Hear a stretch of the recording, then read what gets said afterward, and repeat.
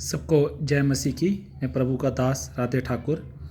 मैं आज आपको बताना चाहता हूँ कि परमेश्वर देरी को क्यों अनुमति देता है। परमेश्वर देरी को क्यों अनुमति देता है, मतलब वाई गॉड अलाउ डिले। ठीक है, मतलब कि जैसे मैं बीमार हूँ, मान लो कि कोई व्यक्ति कह रहा है मैं बीमार हूँ, मुझे पथरी है, मेरी मसीह में शादी नहीं हो रही है, मुझे नौकरी नहीं मिल रही, मेरा घर नहीं बन रहा है, मकान का केस मुझे नहीं मिल रहा है, तो देरी क्यों हो रही है, देरी क्यों हो रही है। तो हमने जो लास्ट संडे था बड़े गहराई से उसके बारे में सीखा है, 40-50 मिनट।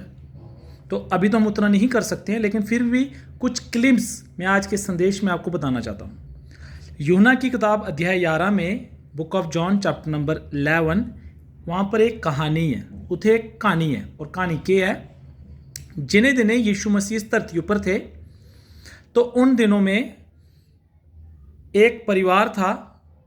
उस परिवार में मार्था, मरियम और उनका भाई लाजर था।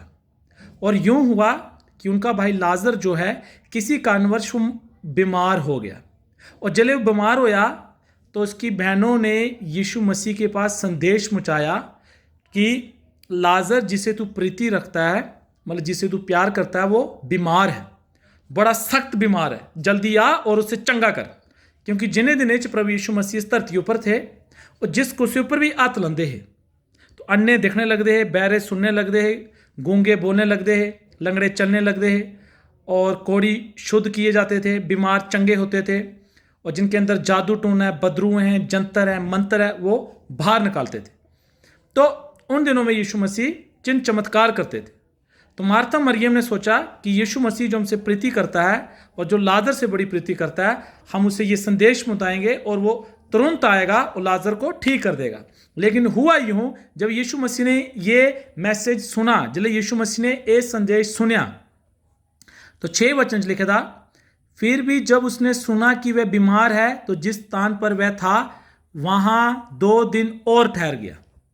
जब यीशु मसीह ने सुना कि मेरा दोस्त जिसे मैं प्यार करता हूं वो बीमार है, तो वो सुनकर यीशु मसीह ने क्या किया, जिस स्थान पर यीशु मसीह था वो और 2 दिन ठहर गया। यीशु मसीह ने देरी की, और इतनी देरी हुई कि अगर जब आप आगे बाइबल पढ़ते हो तो वो लाजर जो सिर्फ बीमार था वो मर गया, डेड हो गया। तो आज अगर मेरे जीवन में कोई समस्या है और उसका समाधान नहीं हो रहा है, मेरी प्रार्थना का उत्तर नहीं मिल रहा है, तो मैं क्या करूं। आज जब विश्वासी चर्च में आते हैं तो उनकी प्रार्थना का उत्तर उन्हें नहीं मिलता है, तो लोग क्या करते हैं बताओ आप। आजकल सोशल मीडिया का जमाना है, लोग एक पास्टर को छोड़ के दूसरा पास्टर, तीसरा पास्टर, चौथा पास्टर, एक पास्टर को बुलाएंगे, फिर छुप के दूसरे पास्टर को बुलाएंगे, फिर तीसरे पास्टर, फिर दिल्ली जाएंगे, बॉम्बे जाएंगे, पंजाब जाएंगे, सारा कम कहीं घूम कर, फिर मानसिकता तौर पर तो ठीक है, उनको लगता है हम मतलब कि हमने दुनिया को जीत लिया है, लेकिन असलियत में वो वही गरीबी में जी रहे हैं, वही तंगी घटी में जी रहे हैं, वही लड़ाई झगड़ों में जी रहे हैं। उनकी गवाही लोगों के आगे सही नहीं है।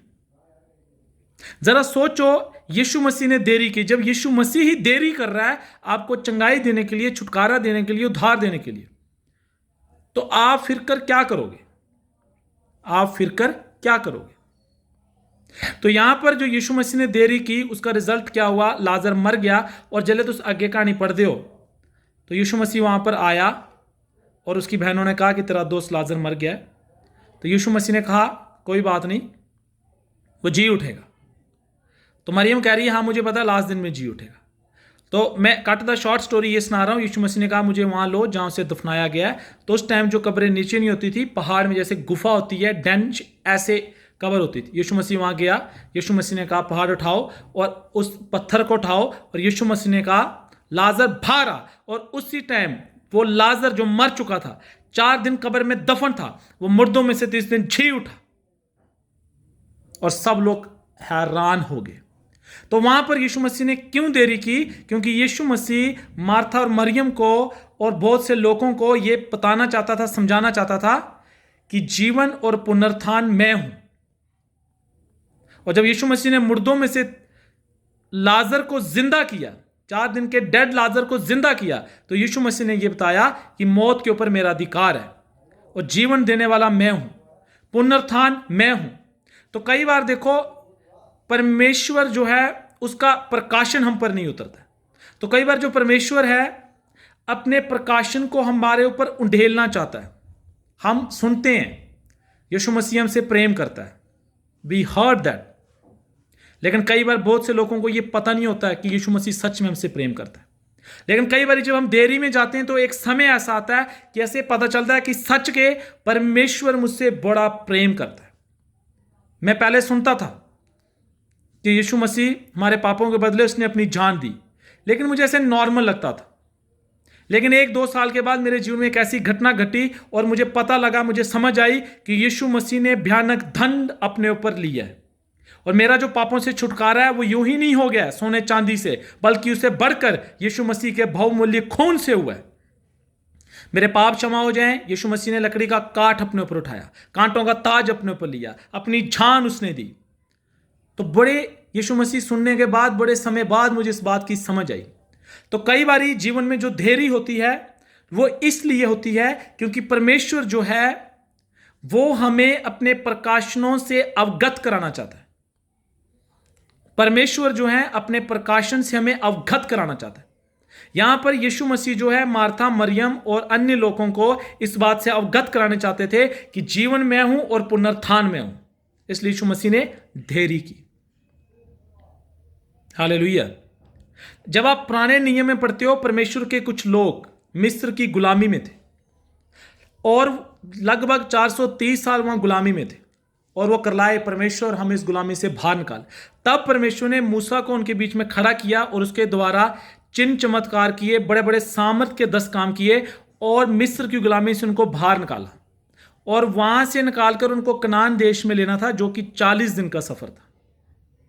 लेकिन हुआ क्या, 40 दिन के बाद उन्हें प्रॉमिस लैंड, वाचा किए हुए देश में पहुंचना था। लेकिन हुआ क्या, मरबरिंग ग्रम्बलिंग, कुड़कुड़ाना बुड़बुड़ाना, कुड़कुड़ाना बुड़बुड़ाना उन्होंने शुरू कर दिया।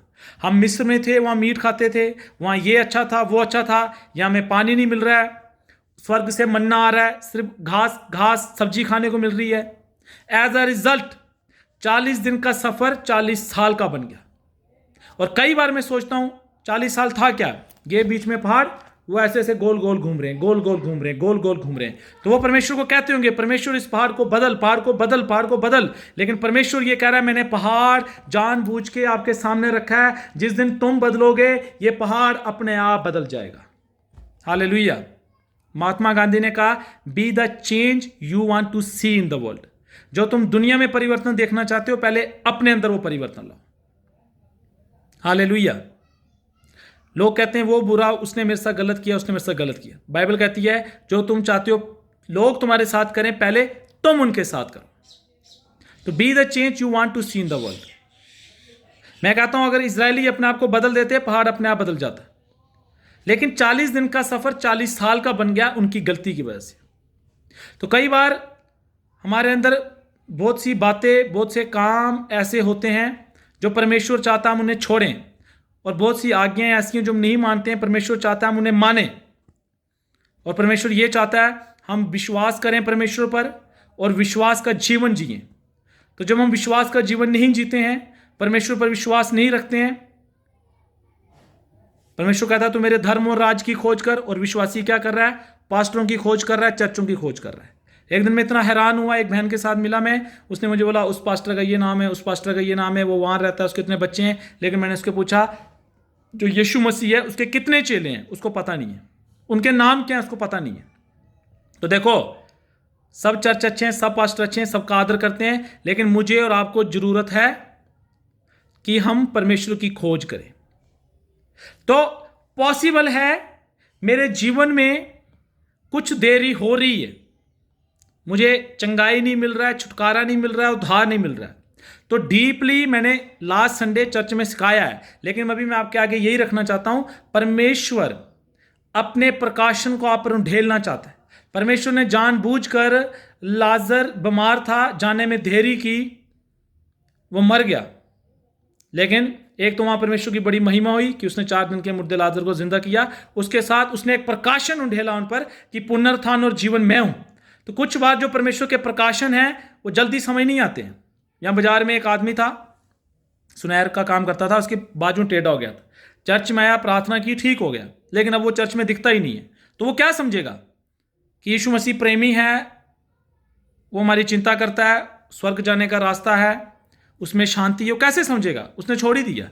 तो कई बार क्या है, परमेश्वर देरी करता है। हम एक संडे जा रहे हैं, दूसरे संडे जा रहे हैं, तीसरे संडे जा रहे हैं, नी रोग जा रहा है, नी शुगर जा रहा है, नी बीमारी जा रही है, तो परमेश्वर अपने प्रकाशनों को हमारे ऊपर ढेलना चाहता है। तो एज अ विश्वासी, एक अच्छा विश्वासी होने के नाते मेरे लिए जरूरी है कि मैं परमेश्वर में बना रहूं, नित्य उसकी खोज करूं, अपने चर्च में बना रहूं और प्रार्थना करूं, बाइबल पढ़ूं, उपवास में बढ़ूं, संगति में बढ़ूं, पवित्रताएं बढ़ूं और नित्य उसकी खोज करूं। जब प्रकाशन जो परमेश्वर मुझे ढेलना चाहता है, जब वो प्रकाशन मुझे समझ आ जाएगा तो मैं चंगा हो जाऊंगा, देरी खत्म हो जाएगी।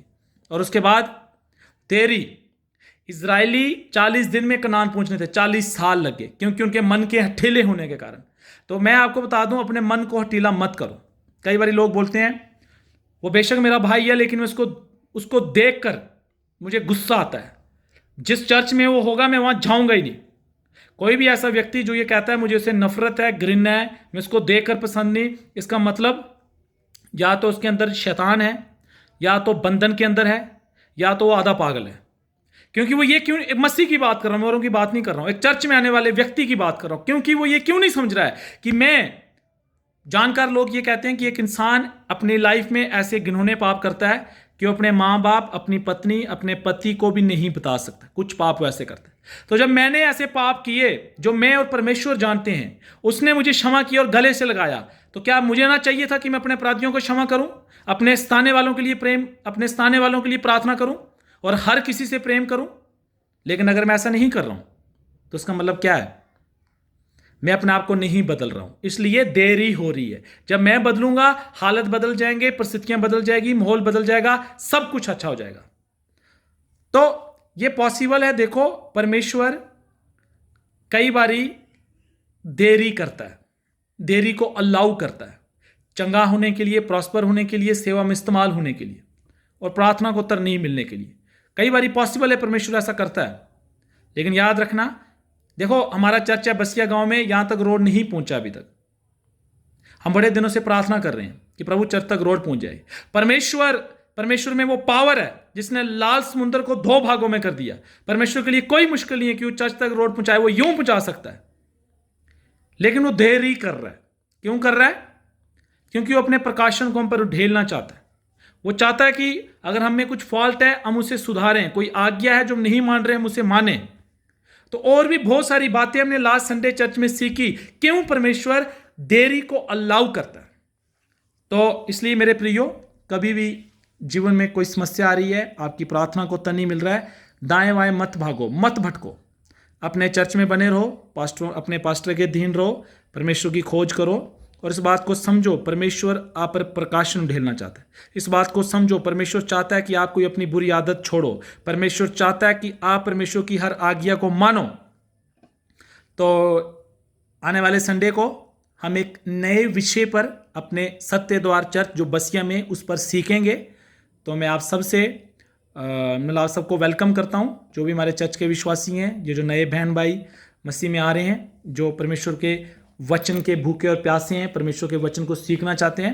तो आने वाले संडे चर्च आप ज़रूर, सत्य द्वार चर्च बसिया में, डिब्बर रोड में, आप ज़रूर आए वहाँ पर। प्रभु आप सबको आशीष दे। जय मसीह की।